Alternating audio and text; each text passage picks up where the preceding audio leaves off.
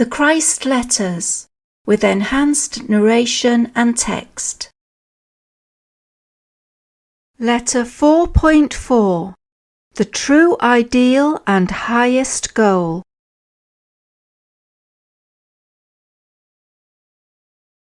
If you have no perception of what lies beyond the veil of your material world, you may be religious, but you do not have a spiritual consciousness. This is the true ideal, the true aspiration, the highest goal, to understand and experience the reality behind and within all things, giving them their individual being. You may call the reality God, Allah, Jehovah, infinite intelligence, divine mind, or divine consciousness, or the Tao. All these names mean the source of your being, your creative origins. You can have no higher aspiration than this, to understand and experience the reality behind and within all things, giving, maintaining, and sustaining all individual being. This was the goal presented to you by every enlightened teacher who has come to earth. They all shared the same vision, the same realization and understanding. Such teachers were held in high esteem, but few of their followers understood what they were being taught. Each man placed his own interpretation on the teacher's words. Each man's interpretation arose out of his personal conditioning and bias. In your personal lives, remember at all times that your thoughts, words, deeds not only have a bearing on your future life, but also affect the people with whom you are relating at any moment. What are you, employer or employee, personally contributing to the successful operation of the business in which you earn your daily bread, be it factory, farm, shop, or professional office?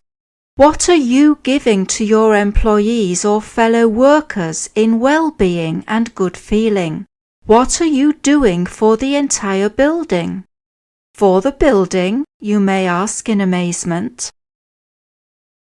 But I repeat, what are you doing for your building, your vehicles, your entire business venture?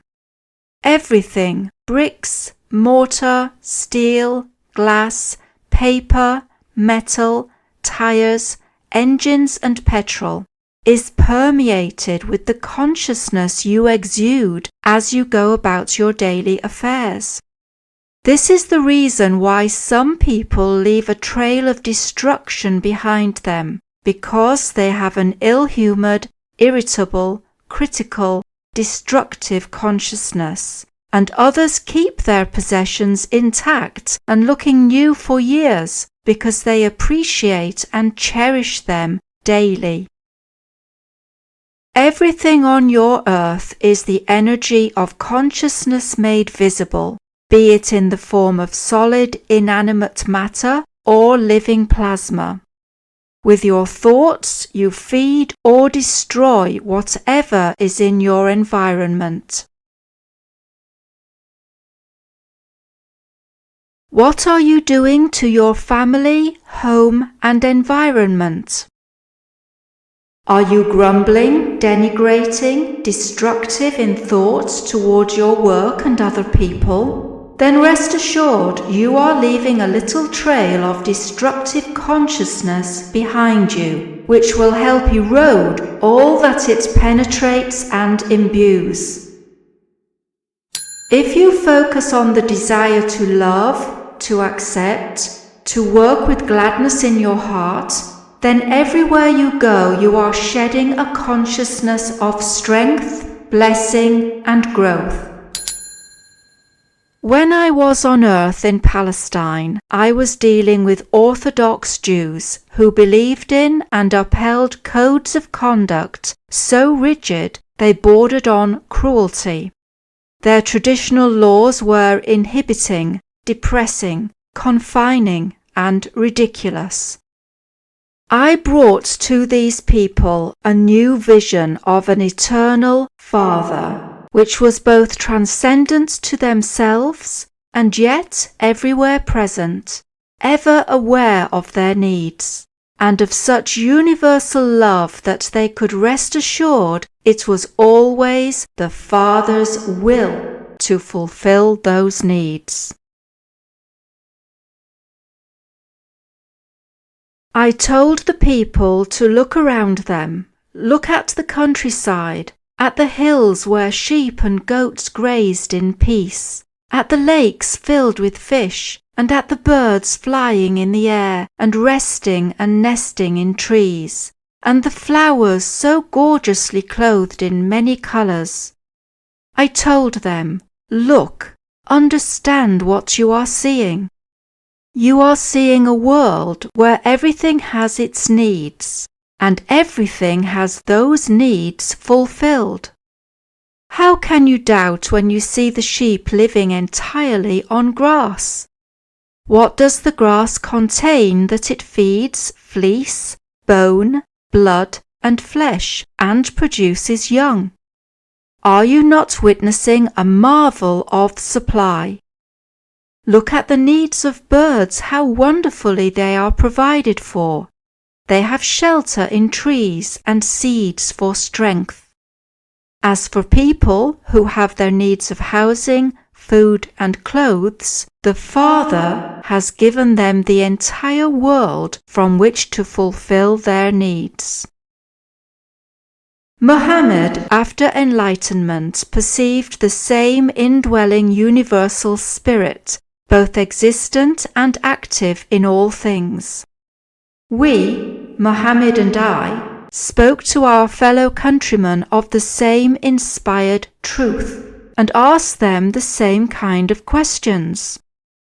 Is such an all-knowing Father, Allah, divine consciousness, not also aware of your deeper needs, your needs of love, health, and prosperity? How can you doubt this?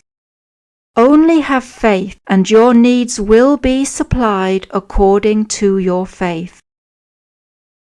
It is your lack of faith which withdraws energy from the natural flow of Father, Allah, love in your bodies, relationships, and lives. So often in despair, when on earth in the person of Jesus, I exclaimed, would that I could tell you and show you and make you see how it is that the Father knows your needs. Would I could show you how you yourselves contribute to the making of your own tomorrows and the tomorrows of all those who surround you. If only I could help you see that you truly reap as you sow. If only you could see the truth of existence, as I saw it when in the desert in Palestine. You would know then that your thoughts and actions grow in magnitude and strength day by day, and take on outer form exactly as the seeds of plants go into the earth and grow, taking on ever greater outer form of stems, leaves, and fruit, as each day passes after another. I would I could show you how important you are every second of the day in the fabric of your home, your work, and your country. I long to help you see how your thoughts are the origin of all your good and evil. They are the very ground of your good and evil. If it be that evil comes to you, do not look at your neighbour to see from whence has come that evil, Look within your own hearts and see when last you were at odds with someone destructively, by slander, falsifying truth, rejection, criticism. That was the moment of the birth of your present grief. You have been told that you must wrest an eye from whoever takes your eye, but I tell you that this is foolish. If you have your eye gouged from its socket, and you likewise take your opponent's eye, you will probably find yourself shortly without a hand and leg. Better to stand stock still, raise your mind and heart to the Father, Allah, Divine Consciousness, and pray for help and healing and protection from any greater calamity. And pray too for your adversary, because any ill feeling you have towards him will only draw more pain and distress towards yourself. Forgive him, pray for him, and you will bring into being blessings for yourself, not because you have pleased the Father, Allah, and done the right thing, but because your consciousness will attract blessings into your experience. You will be truly blessing yourself as you pray for blessings for others. But let not this be your motive, otherwise the blessing is tainted by your self-regard. Always, in any situation, when you are threatened, stop, stand, turn, and call on the Father, Divine Consciousness, for help, and watch the deliverance. It will surely come. I tell you, beyond all fear of contradiction, that if any of you will live in the protection of the Father, Allah, Divine Consciousness, by radiating goodwill and love to everyone in your life and country, and even your so-called enemies, you will never be attacked. You will never know sorrow. You will never be subject to any of the human ailments and misfortunes which the human consciousness creates. You will be enfolded in a mantle of light and love. Divine consciousness will flow into your mind, your body, and your life. People may be falling ill around you, felled by an attack, or drowning in an agony of fear, but you will walk the same path conscious that no one has the least human power against the power, the source of your being, which has given you your own being and life on earth. Not one may dare deny this statement, since none who would want to deny it has reached the level of spiritual consciousness where such protection is a normal occurrence. Therefore, how can they deny this statement? And I speak the self-same truth to those who have reached the level of spiritual consciousness which perceives the universality of the Father, Allah, Divine Consciousness, and its abundant love radiated to all and everyone. Such spiritual adepts strive to live within and radiate that love, and will gladly confirm that this is a truth I have stated. They will have experienced the miraculous protection and fulfillment of need, and will know they can relax in the sun of the Father, Allah, Divine Consciousness, goodwill and love. They will also be happy to accept that Divine Consciousness, called by any other name, God, Yahweh, the Absolute, Infinite, Allah, always remains the universal interpenetrating Divine Consciousness, despite all the differing terminologies used by various nations.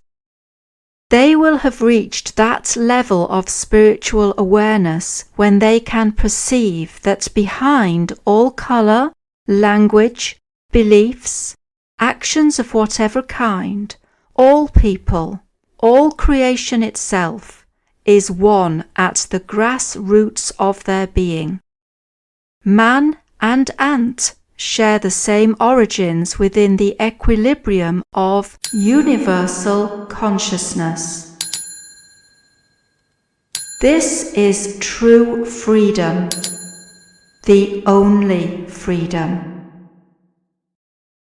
Until you are prepared to realize and accept that your source of being within you and above and around you can indeed flow into your mind and body directly in response to prayer, you will be subject to all the ailments of the earthly and human consciousness.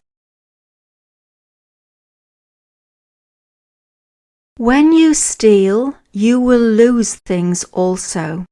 When you fight and wound, maim and kill, you will be maimed, wounded or killed in body and or spirit. When you start a war, it will be a long and bitter struggle. Everything evil you endure, you have been the original cause of it. Yours is the ability to choose the way you wish to live in future.